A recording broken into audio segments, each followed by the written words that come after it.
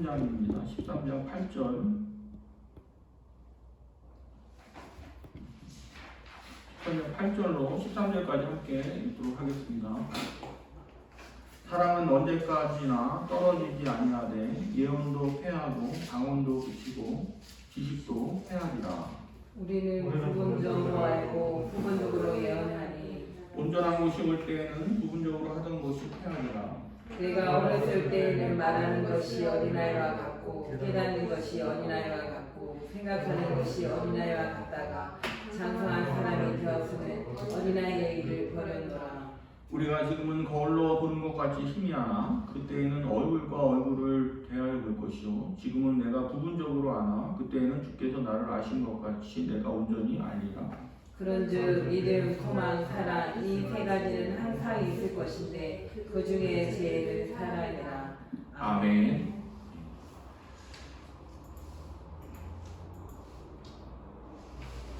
사랑은 위대하다라는 제목으로 말씀을 증거하도록 하겠습니다. 이 5월 가정의 날을 보내면서 우리가 가정의 기초가 되는 이 사랑에 대해서 살펴보고 있습니다. 지난주 그 고린도전서 13장 1절로 7절을 통해서 사랑이란 무엇이고 우리가 어떻게 사랑할 수 있는지에 대해서 살펴보았습니다. 고린도전서 13장은 사랑장입니다. 사랑에 대해서 설명하고 있는 말씀입니다.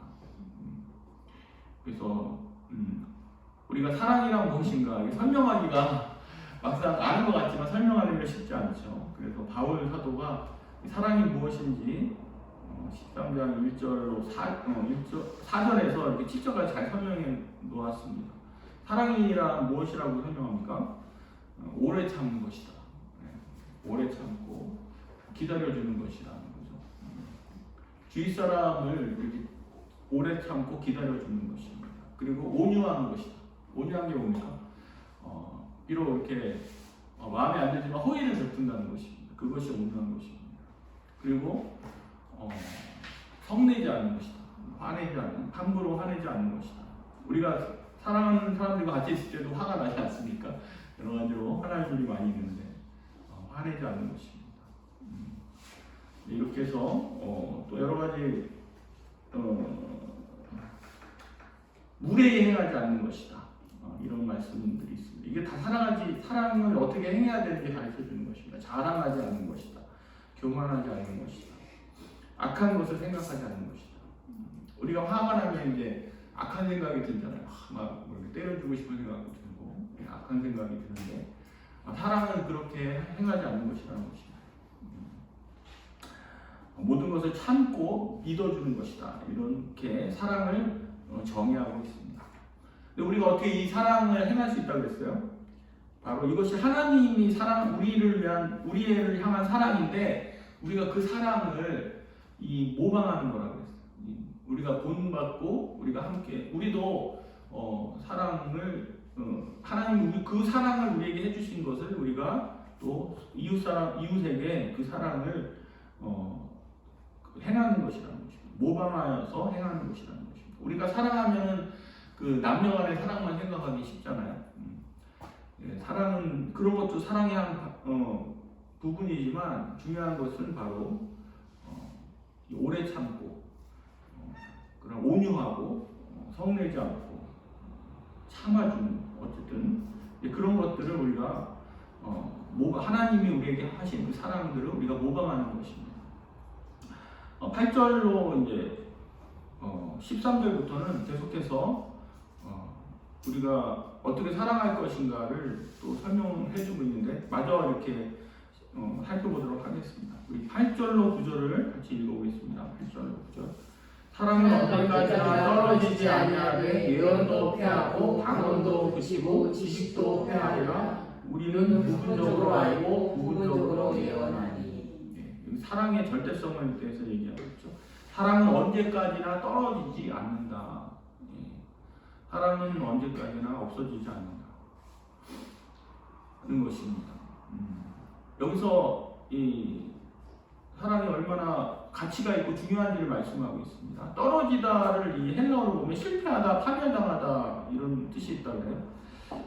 그래서 이 사랑을 실천하는 사람은 결코 이 실패하지 않는다는 것을 알 수가 있습니다. 파멸당하지 않는다는 것을 알 수가 있습니다. 우리 인생이 왜 실패합니까? 사랑으로 행하지 않기 때문에 실패한다는 거예요. 사랑으로 행하지 않기 때문에 망한다는 것입니다. 사랑으로 행하는 사람들은 결코 망하지 않는다는 것을 보여주고 있습니다. 사랑이 얼마나 중요한 성품인가를 우리에게 보여주고 있습니다.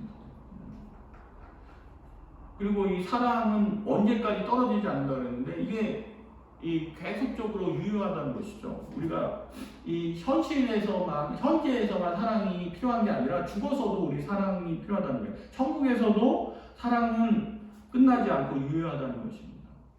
우리 천국 가서 어떻게 살아요? 사랑하면서 산다는 것입니다. 하나님을 사랑하고 또 성도들끼리 사랑하면서 사는 것이죠. 그 사랑이 계속되는 것입니다. 거기서도. 그러니까 굉장히 사랑이 중요하다는 것입니다. 우리가 천국 가서 어떻게 살까 이런 궁금증이 호기심이 있지 않습니까? 여기서 답을 약간 주고 있어요. 우리가 천국에 가서도 계속 사랑하는 삶을 산다는 거예요. 그때는 또 완전한 사랑을 하겠죠. 지금은 굉장히 불완전한 사랑을 우리가 하면서 살고 있지 않습니까? 그런데 천국에서는 하나님의 완전한 사랑을 받고 또 하나님을 완전히 사랑하고 또 성도들끼리 또 완전한 사랑을 하면서 다투지 않고 서로 뭐 이렇게 해를 끼치지 않고 이러면서 사랑하면서 천국에서 살게 된다는 것입니다. 네. 그에 비해서 예언이나 방언이나 지식과 같은 이걸 성령의 은사라고 그러는데 은사들 이런 은사들은 사랑에 비하면 제한적이라는 것입니다. 이 제한적이라는 것은 뭐예요? 반드시 끝이 있다는 거예요. 어떻게 끝이 있습니까? 현실에서 우리가 죽으면 끝이라는 거예요. 죽으면 이제 필요 없게 된다는 것이죠. 천국에서는 필요 없게 된다는 거예요. 뭐 현재도 그렇지 않아요? 우리가 지식이나 뭐 이런 은사들 보면 많이 알고 말을 잘한다 그래가지고 늙으면은 사실 필요 없는 거잖아요. 늙고 병들면은 뭐 별로 이렇게 써먹을 때가 별로 없습니다. 아무리 지식 많은 건 뭐예요? 늙어가지고 이제 집에만 있게 되면은 별로 이렇게 쓸 데가 없는 것이죠. 그래서 그러나 이 사람은 아무리 늙어도 이렇게 계속적으로 우리가 늙은 삶 속에서도 빛이 나고 이 사랑하는 삶을 계속해서 살게 되는 거 아니겠습니까? 그러나 이런 지식과 같은 은사들은 이 유효 기간이 굉장히 짧은 것입니다. 천국에서는 더 쓸모가 없게 되는 거예요. 천국에서 왜 쓸모가 없습니까? 뭐 지식 같은 거 천국에서는 이미 예언이 뭐냐면 그 하나님의 말씀을 전하는 거, 이 설교 같은 게 예언인 것이죠. 설교가 예언인데 이 천국에서는 설교할 필요가 없는 것이죠. 거기 천국에서는 이미 죄가 없고 사단도 이제 망하고 그러기 때문에 설교하면서 뭐 회개하라고 말할 필요가 없는 것입니다.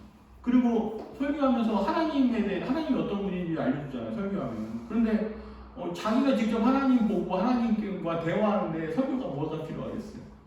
그러니까 또 신유의 은사도 있지 않습니까? 은사 중에서 치유의 은사, 신유의 은사 있는데 거기 이제 천국에 가면 아픈 사람도 없는데 그게 뭐가 필요하겠어요. 이 은사라는 것은 이 현재에만 하나님께서 이 우리 현재의 삶을 풍성하게 하기 위해서 우리에게 주신 은사들인 것이죠. 그래서 우리가 죽거나 또 예수님이 재림해서 하나님 나라가 이루어지면 필요가 없게 되는 것입니다. 하나님께서 우리에게 주신 은사 중에 뭐가 있습니까? 어떤 재물이나 권력 같은 것도 은사라고 할 수가 있겠죠. 재물과 권력도 사실 필요 없게 되는 거예요. 재물은 어떻게 현재에만 필요한 것이지 죽어가지고 또 하나님 나라에 가서 재물이 뭘 필요하겠습니까? 그것도 굉장히 유한한 것이고 일시적인 것에 불과한 것입니다. 거기서 그러니까 이 바울 사도가 하고자 하는 말씀은 뭐냐면 그러한 지식이나 능력과 같은 은사들 이것에 대해서 너무 절대적인 가치, 중요한 가치를 부여할 필요가 없다는 것입니다. 그리고 그 중요한 가치를 부여하다 보면 우리가 사람들과 비교하게 되고 그러한 것을 갖지 못한 사람들을 무시하는 경향이 있는 거예요. 이 고린도 교회 성도들이 그랬다 그래요. 고린도 교회 성도들은 굉장히 은사를 중요시 여겼어요. 그래서 말하는 거, 그 다음에 말하는 은사, 이 지식의 은사죠. 그 다음에 예언의 은사, 그리고 이 방언의 은사, 이런 것들을 굉장히 중요하게 여기고 그것을 갖지 못한 성도들이 있을 거 아니에요. 이제 그런 성도들을 무시하고 그러고 또 우월감을 가졌다는 것입니다. 그래서 바울 사도가 그걸 책망하는 거예요. 니네들이 그 현재에 불과한 가치에 불과한 거 가지고 이제 죽으면 필요 없는 건데 일시적인 그러한 가치를 가지고 있는 은사에 대해서 너무 절대적인 가치를 부여하고 중요시 여기고 그거 가지고 이제 대단한 것처럼 생각하고 그 사람들을 못 가진 사람을 무시하고 있다. 그러면서 이렇게 책망하고 있는 것입니다. 오늘도 그렇지 않습니까? 오늘도 지식이나 언어 같은 거 굉장히 절대적인 가치를 부여하잖아요. 그래서 그걸 가진 사람들은 굉장히 우월감을 가지고 있고 못 가진 사람들은 굉장히 한탄하고 있고 또 그 막 끼리끼리 이렇게 지내잖아요. 가진 사람들끼리 어울리고 못 가진 사람들은 왕따를 당하고 막 이런 것입니다. 그리고 그러한 은사들을 갖고자 굉장히 노력을 하잖아요. 영어를 잘하려고 굉장히 많은 노력을 하고 또 이 돈을 많이 벌기 위해서 굉장히 많은 노력을 하고 또 지식을 얻기 위해서 정말 얼마나 많은 것을 엄청난 투자를 하고 막 그러지 않습니까? 그리고 그런 것들을 가진 사람들이 또 존경을 받아요. 인정하고 존경을 받고 그것을 갖지 못한 사람들은 무시를 당하고 그렇게 되는 것이 이 세상에서 돌아가는 경향입니다. 심지어는 교회에서도 그런 은사를 많은 사람을 선호하죠. 찬양도 잘하는 사람들 존중받고 그리고 또 이 목사들도 유학한 목사들, 학벌이 있는 목사들 이런 사람들이 또 인정받고 그런 사람들이 세움을 받는 것입니다. 장로를 세운다고 할 때 장로도 어떤 사람 됩니까? 바로 이게 공부 많이 하는 교수나 이런 사람들은 주로 장로를 많이 세우고 있어요. 그래서 이제 다른 거 안 봐요. 주로 이제 그런 은사들을 보는 것이죠. 그러다가 후에 부작용이 나서 교회에 분란이 생기거나 문제가 발생하는 경우가 굉장히 많이 일어나고 있는 것입니다. 바울 사도가 여기서 강조하는 거 뭐냐면 은사보다 사랑이 더 중요하다는 것을 말씀하고 있는 것입니다. 또 더 중요한 건 뭡니까? 은사를 사용할 때는 이 사랑에 기초해야 된다. 사랑에 기초해야 된다. 은사가 막 은사를 가지고 있다고 해서 그것을 막 사용하는 것이 아니라 사랑에 기초해서 사용해야 한다는 것입니다. 하나님께서 우리에게 그러한 지식과 같은 은사, 이런 은사들을 주시는 이유가 뭐예요? 그걸 가지고 사실 사랑을 베풀라는 거예요. 사랑을 베풀라. 그래서 사람들에게 이 유익을 주라는 것입니다. 그런 측면에서 이런 은사를 주셨는데 그런 은사를 가지고 오히려 이 자신을 드러내고 자랑하고 자기의 유익을 추구하라고 이렇게 주신 것이 아니라는 거예요. 이 사랑 없이 은사를 사용하면 어떻게 됩니까? 그 고린도 교인들처럼 되는 거예요. 그 은사가 오히려 사람에게 피해를 주는 것입니다. 피해를 주고 사람을 해치는 도구로 전락할 수 있다는 것을 이 바울이 경고하고 있는 것입니다. 또 우리가 가진 이 은사들에 대한 문제가 뭐냐면 그 부분적이라는 거예요. 부분적으로 알고 부분적으로 예언한다는 것입니다. 이 9절로 10절 한번 같이 보겠습니다. 9절로 10절. 우리는 부분적으로 알고 부분적으로 예언하니 온전한 것이 올 때에는 부분적으로 하던 것이 행하리라. 이 지식의 한계성 중에 하나가 뭐냐면 그 전부 다 완전히 알지 못하고 부분적으로 안다는 것입니다. 이 부분이라는 말은 그 헬라어로 이 메로스라고 하는데 이 조각이라는 의미예요. 이 조각. 우리가 가진 지식이나 방언, 예언, 치유의 은사, 신유의 은사들 이런 것들은 그 굉장히 대단한 것처럼 보이지만 굉장히 부분적이라는 것입니다. 한 조각에 불과하다는 거예요. 이 치유의 은사를 받았다고 해보십시오. 신유의 은사를 받았다고 했는데 그 신유의 은사를 받았다고 해서 모든 병을 다 고치는 것이 아니에요. 어떤 그냥 한 부분만 고치는 것입니다. 모든 병을 다 고치는 것은 결코 아니라는 것입니다. 또 지식의 은사에 대해서 지식의 은사를 가진 사람도 그 하나님에 대해서 다 알고 있는 건 아니에요. 다 알 수 있는 건 아니라는 것입니다. 극히 일부분만 안다는 것입니다. 우리가 하나님이 하시는 일도 마찬가지죠. 우리가 어떻게 인간이 하나님이 하시는 일에 대해서 다 알고 하는 건 아닙니다. 우리가 저도 설교를 하지만 성경을 다 알고 설교하는 거 아니거든요. 또 성경을 많이 안다 그래가지고 하나님에 대해서 다 알고 하나님의 일에 대해서 다 안다고 볼 수 있는 건 아닙니다. 우리가 알고 있는 것들 굉장히 많이 알고 내가 자부심을 갖고 있지만 사실 그것은 이 극히 일부분만 알고 있다는 것입니다.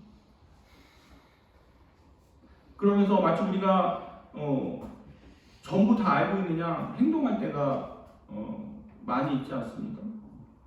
저도 지난달에 돌이켜보면 잘 알지도 못하면서 이렇게 다 아는 것처럼 그렇게 생각하고 행동했던 적이 많이 있습니다. 어떤 때는 정말 이건 진짜 하나님의 뜻이다 라고 이렇게 확실히 이렇게 행동을 했거든요.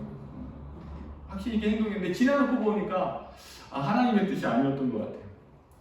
그랬던 적도 꽤 많이 있습니다. 그러면서 내가 너무 편협했구나 그런 생각을 많이 하게 되었습니다. 그래서 예전에는 참 이렇게 성경 공부를 또 많이 했는데 그러다 보니까 이 성경에 대해서 다 알고 다 안다고 이렇게 생각을 했어요. 그래서 성경을 모르는 사람들 보면은 막 이렇게 좀 한심하게 많이 생각했고 정말 막 이렇게 가르치려고 하고 많이 그랬던 것 같아요. 지나놓고 보면 내가 너무나 성경을 모르는 게 많았구나. 그때는 몰랐는데 지나놓고 보니까 모르는 게 너무나 많았구나. 이렇게 깨닫게 되었습니다. 그래서 옛날에 생각하면 참 얼굴이 화끈거릴 때가 참 많이 있죠. 설교도 그랬어요. 설교도 하면서 내가 설교를 잘한다고 생각했어요. 막 옛날에 설교 잘한다고 생각하고 막 이렇게 담대하게 하고 막 그랬는데 지나놓고 이렇게 이 설교문을 옛날에 했던 설교문 읽어보니까 좀 이렇게 좀 얼굴이 화끈하게 내가 왜 이런 설교를 했을까. 말도 잘 안 되는 부분도 많고 그래서 내가 지금 읽어도 참 이해 안 되는 부분도 있어요. 내 설교문 읽어도. 근데 그때는 몰랐죠. 그때는 내가 확신을 갖고 있어. 난 잘한다. 많이 알고 있다. 이렇게 생각했는데 지금 생각해보면 아닌 것 같아요. 그래서 이 바울사도는 이 부분적으로 안다는 것에 대해서 어린아이의 비유를 들어서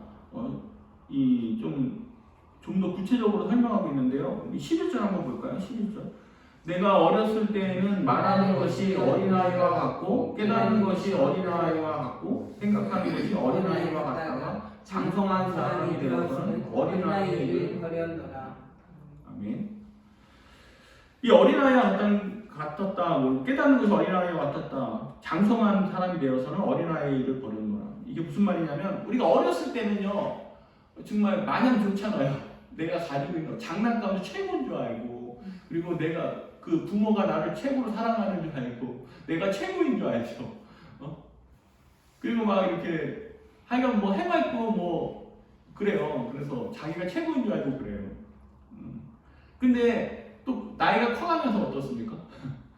근데 어린아이 좀 유치하다는 걸 느꼈죠. 내가 놀던 거라든가 이런 것들 장난감도 막 옛날에 가지고 있는 장난감도 보관하고 있지 않습니까? 근데 지나놓고 보면은 내가 왜 이런 걸 가지고 놀았나 이런 생각이 들고 근데 어릴 때는 막 그래서 막 자기가 최고인 줄 알아가지고 뭐 잘난 줄 알고 그래요. 그래서 막 뭐가 될래 그러면 막 대통령 된다고 하고 막 그러잖아요. 장군 된다고 하고. 근데 점점 나이가 들면서 자기에 대해서 이제 이렇게 바라보게 되죠. 자기의 본 모습을 보게 되죠. 그러면서 진짜 내가 별 볼 일 없는 존재구나. 내가 참 어릴 때는 굉장히 행동도 유치하고 이것을 커가면서 깨닫게 되는 거예요. 마찬가지로 우리가 지금 현재는 뭐 내가 꽤 많이 알고 괜찮은 사람처럼 보이지만 지나놓고 이렇게 더 시간이 흘러서 이렇게 돌아보면은 좀 내가 많이 유치하고 그렇게 된다는 것입니다. 그래서 그게 부분적이라는 거예요.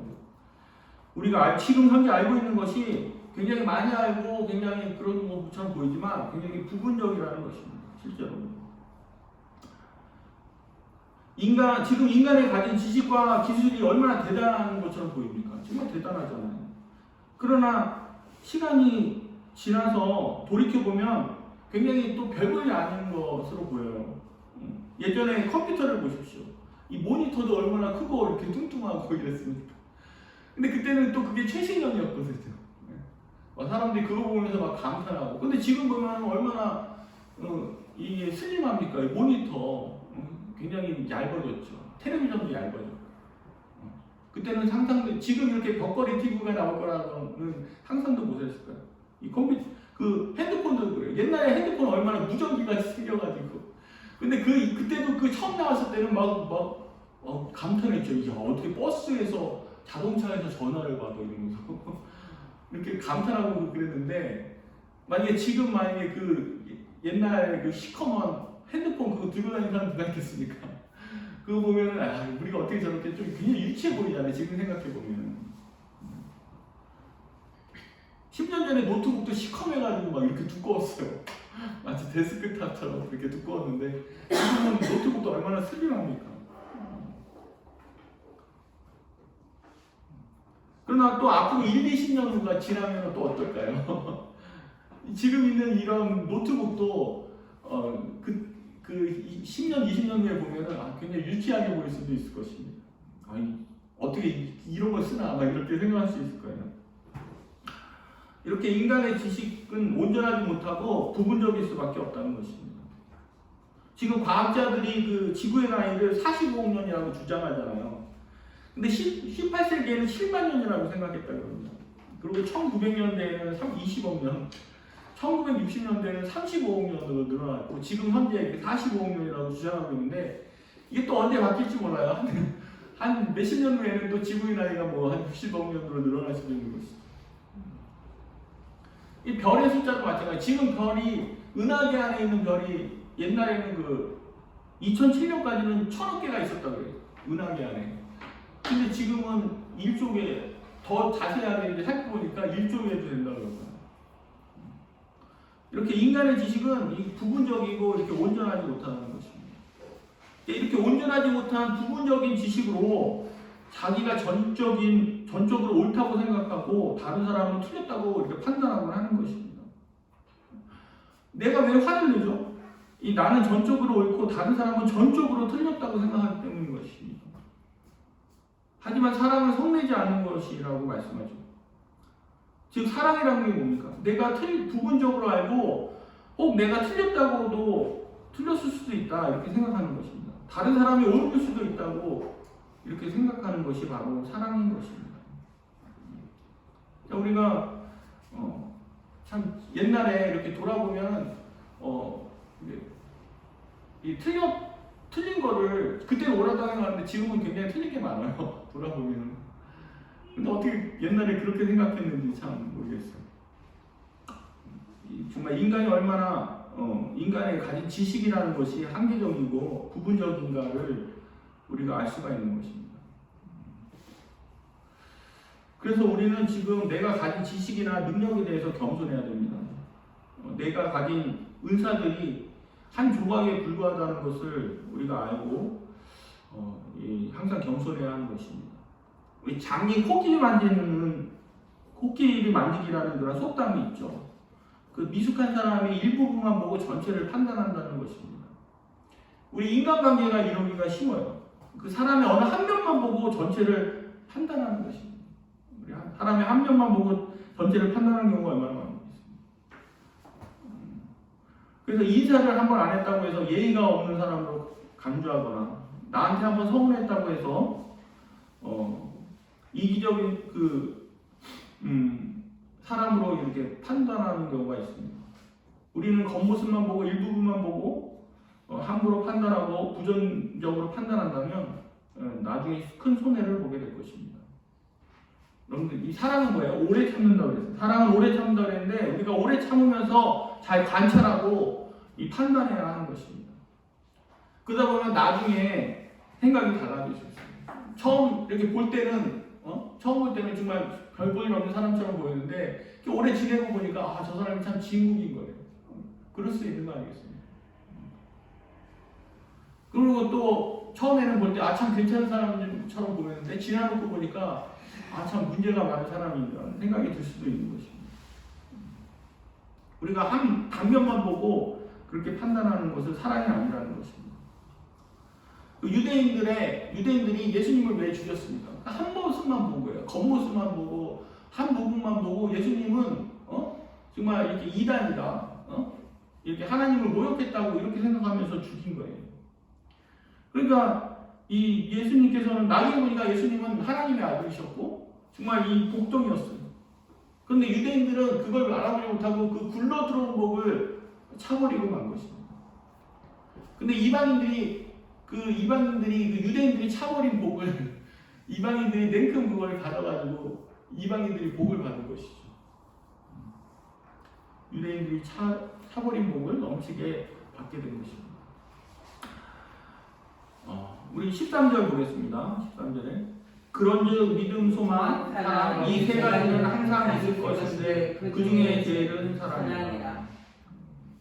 지식과 예언과 같은 은사들은 우리가 이 세상을 살아갈 때만 존재하는 한시적인 존재이지만 그 믿음과 사랑과 소망과 사랑은 결코 없어지지 않고 영원토록 존재하는 것입니다.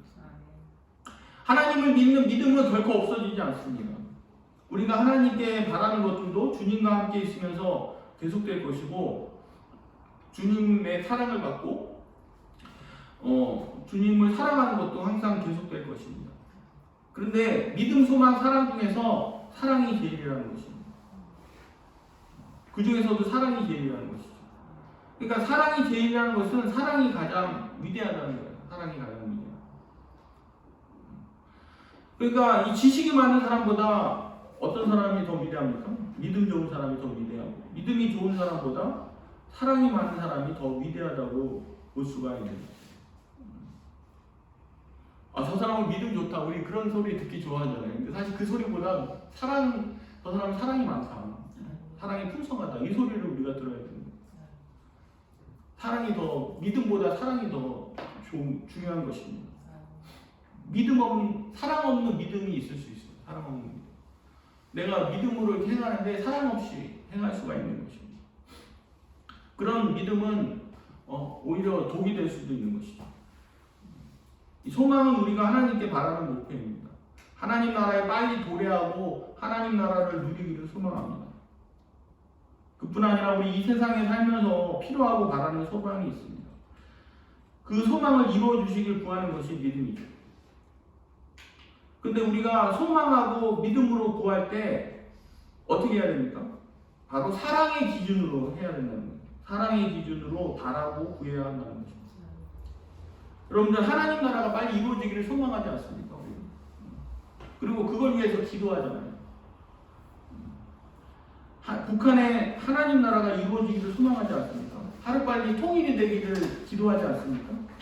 근데 그 이유가 바로 사랑이어야 한다는 것입니다. 우리가 북한에 통일이 되고 하나님 나라가 이루어지기를 바라는 이유가 사랑해야 되는 게 뭡니까? 우리가 통일되면은 뭘 먼저 생각해요? 통일되면 얼마나 우리나라 경제가 발전할 것인가. 많이 그렇게 생각을 하잖아요. 그러면서 뭐 통일되면 경제가 발전할 것인가, 아니면은 통일이 되면 오히려 한국의 경제가 퇴보될 것이다. 통일 비용을 내야 되기 때문에 경제가 어려워질 수 있다. 막 이렇게 얘기하는 거예요. 그러니까 막 어떤 사람은 통일해야 된다, 어떤 사람은 안 해야 된다, 막 이런 설랑설레를 하게 되는 것이죠. 그러나 우리가 사랑의 관점에서 보면 어떻게 해야 돼요? 통일이 돼야 되는 것이죠.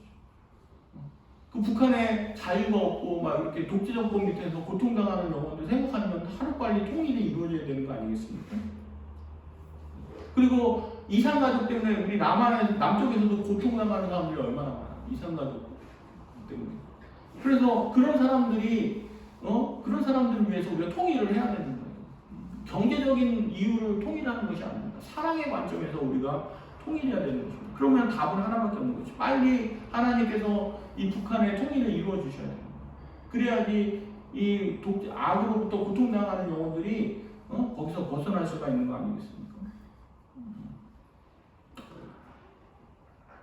그리고 우리가 그 외에도 우리는 하나님께 많은 것을 바라고 믿음으로 구하며 기도하고 있습니다. 그러나 우리가 이기적인 마음으로 인간적인 생각으로 바라고 구하는 경우가 얼마나 많이 있습니까? 심지어는 목회자들도 교회가 성장하기를 바라죠. 교회가 성장하고 교회가 커지기를 바라지만 그것이 이기적인 목적으로 그렇게 얼마든지 그렇게 할 수가 있는 것이거든요. 저도 기도하면서 그런 생각이 들어요. 과연 내가 이 교회를 위해서 사역하는 것이 나를 위한 것인가 아니면 주님을 위해서 하는 것인가. 그게 많이 헷갈리고 그 유혹이 많이 또 되는 것입니다. 그럴 때마다 정말 하나님을 위해서 정말 사랑의 관점에서 그렇게 기도하려고 하고 있습니다. 우리가 이 성도들도 바라는 바가 있잖아요. 뭐가 있습니까? 가장 바라는 게 뭡니까? 우리 자식들이 결혼 잘하고 취직 잘하고 막 이런 것들 바라죠. 그러면서 또 그걸 위해서 간절히 기도하는 것입니다. 그러나 우리가 그 바라고 기도하는 것이 뭡니까? 정말 우리 이기적으로 우리가 잘 먹고 잘 살고 돈을 많이 벌어서 잘 먹고 잘 살려는 것이 아니라 사랑의 관점에서 기준으로 해서 그렇게 해야 되는 것입니다. 정말 우리가 직장을 얻을 때 정말 사랑의 관점에서 얻어야 되는 것입니다. 우리가 배우자를 얻을 때, 결혼할 때 사랑의 관점에서 보아야 되는 것입니다. 근데 많은 사람들이 그렇게 안 하잖아요. 이익의 관점에서 생각하지 않습니다. 내가 좋은 직장을 얻어서 얼마나 많은 돈을 벌 것인가, 또 좋은 배우자를 얻어서 얼마나 이 신분을 상승할 것인가, 이걸 주로 생각하게 되는 거 아니겠습니까? 그렇게 하지 말라는 것입니다. 사랑의 관점에서 구하라는 것입니다. 내가 결혼하는 이유도 배우자 덕을 보기 위한 것이 아니라 배우자를 사랑하기 위해서, 배우자를 도와주기 위해서 결혼하는 것입니다. 내가 자식을 키우는 목적이 뭡니까? 내가 자식의 덕을 보기 위해서 자식을 낳고 키우는 것이 아닌 것입니다. 자식을 사랑하기 위해서, 자식이 너무나 사랑스러워서 자식을 낳고 키우는 것입니다. 그래서 바울 사도가 뭐라고 말씀합니까? 고린도전서 16장 14절을 보겠습니다. 너의 모든 일을 사랑으로 행하라. 이렇게 말씀하고 있습니다. 우리가 많은 선택을 하잖아요. 결혼의 선택, 직장의 선택, 그리고 어떤 사람들을 사귈 것인가, 교회를 선택할 때도 그 선택의 기준이 뭐가 되느냐는 것입니다. 바로 사랑의 기준으로 해야 되는 것입니다. 그럴 때 그 선택이 어떤 선택이 되는 거예요? 사랑의 기준으로 선택할 때 그 선택이 위대한 선택이 되는 것입니다. 위대한 선택. 그리고 그 인생이 위대한 인생이 되는 것입니다. 우리의 인생이 왜 위대하지 않게 됩니까? 우리 인생이 왜 하락하고 망합니까? 사랑으로 하지 않기 때문에 그런 것입니다. 사랑이 가장 위대한 것이에요. 그 중에 제일 사랑이라고 했어요. 사랑이 가장 위대한 거라고 했어요. 우리가 위대한 인생이 되기 위해서는 사랑의 관점에서 생각하고 사랑의 관점에서 행동하는 것입니다. 선택하는 것입니다. 그럴 때 위대한 것입니다. 후회하지 않고 위대한 선택이 되는 것입니다. 여러분들 선택할 때 이익을 얼마나 남길 것인가 이런 관점에서 하지 마시고, 이것이 나에게 이익이 되지 않는다 하더라도 이것이 바로 다른 사람을 유익하게 할 수 있는 것이라면 우리가 기꺼이 선택을 해야 되는 것이. 그렇지 않습니까?